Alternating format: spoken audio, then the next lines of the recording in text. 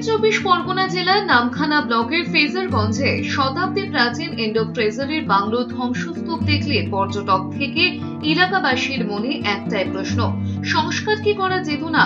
সমুদ্রের করাল গ্রাস থেকে কি উদ্ধার করা সম্ভব নয়? তবে এই প্রশ্নের উত্তর না মিললেও আগামী কয়েক মাসের মধ্যে এখানে ইন্ডো ফ্রেজারের মূর্তি স্থাপিত হবে এমন আশা মিলেছে। শোনা যায় এক সময় এই ফ্রেজারগঞ্জ অত্যাচারী ইংরেজদের পদধ্বনিতে কম্পিত হয়েছিল।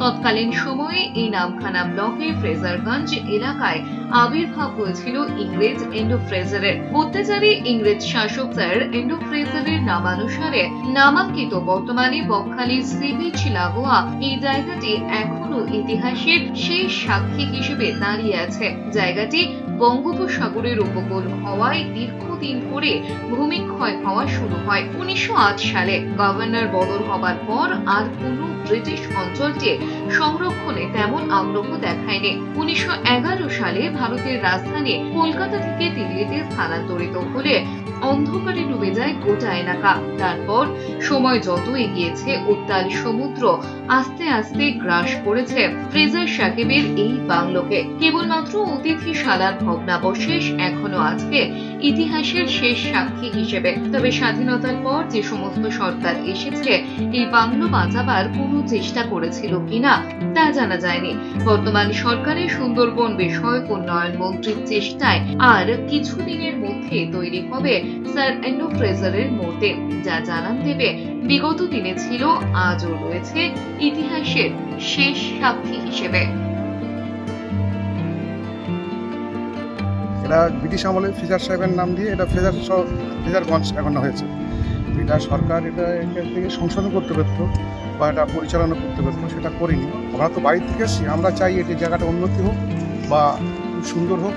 এটা মানে প্রস্তুত করার জন্য সরকারের একটু সিস্টেম নেওয়া দরকার ছিল আগে থেকে। কেন এটা ব্রিটিশ আমলের জিনিস নদীর গর্ভে পড়ে গেছে, নদীর গর্ভে পড়ে সব আবার নতুন করে বাঁধ হচ্ছে, সুরক্ষা করা যায় কিনা তারপরে এটা করা ভালোই হওয়ার জন্য তো এই বাঁধটা হচ্ছে। এই বাঁধটা ছিল না, এই বাঁধটা একদম মিলে গেছে, এসব তো এগুলো সব ডুবে গেছে। হ্যাঁ, এবার তো এইবারে এই বাঁধ ফাঁধ দিয়ে এইগুলোকে ঠিক করেছে। এই বাংলা কিছু করা যাবে না, নদীর যখন পড়ে গেছে একে করতে অনেক টাকা খরচা। তবু চেষ্টা করছি কিছু পরের দিকে ভবিষ্যতে কিছু করা যায়, তো সেই চেষ্টাই করা এত টাকা খরচা করছি। ফ্রেজার সাহেবের নাম শুরু করে এটা হয়েছে, সেই কারণে ওনার একটা মূর্তি যাতে এখানে তৈরি করা হয় তার জন্য কিন্তু আমাদের এখানকার লোকালিটি আমরা প্রত্যেকে দাবি করেছি। গঙ্গাসাগর বকখালি ডেভেলপমেন্টের পক্ষ থেকে আমাদের এখানে একটা ফ্রেজার সাহেবের একটা মূর্তি নির্মাণ করা হবে। বাংলাটা নেই, একদম পুরো ভগ্ন অবস্থাতে চলে গেছে, নদীর শিচরে চলে গেছে, কিছুটা অংশ পড়ে রয়েছে, কিন্তু ওটাকে তৈরি করার মতো আর কোনো পরিবেশ নেই। ফ্রেজার সাহেব দীর্ঘ কয়েকশো বছর আগে তিনি এখানকার বাসিন্দা ছিলেন, তার বাংলো রয়েছে। সেটাকে আগামী দিনে যাতে আরও সুন্দরভাবে ওটাকে মডিফিকেশান করে দর্শনীয় স্থান গড়ে তোলা যায়, তার জন্য কিন্তু জিবিডি থেকে আমাদের এটাকে প্রপোজালে দেওয়া আছে। ওটা সুন্দর করে বিউটিফিকেশান হবে এবং ওর একটা মূর্তিও বসবে। আমরা চাইছিলাম যে ওখানে একটা সংগ্রহশালা করার একটা চিন্তা ভাবনা, কিন্তু আমাদের বর্তমানে যা অবস্থা চলছে, যাতে সমুদ্রের দিক থেকে যে শিশোরগুলো ছিল সেগুলো তো প্রায় নষ্ট হয়ে গেছে।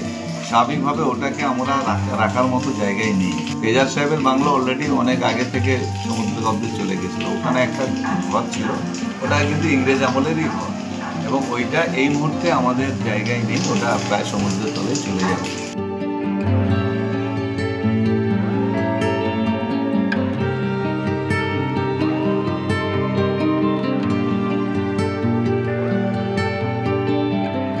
গোপাল শীলের রিপোর্ট, এস নিউজ।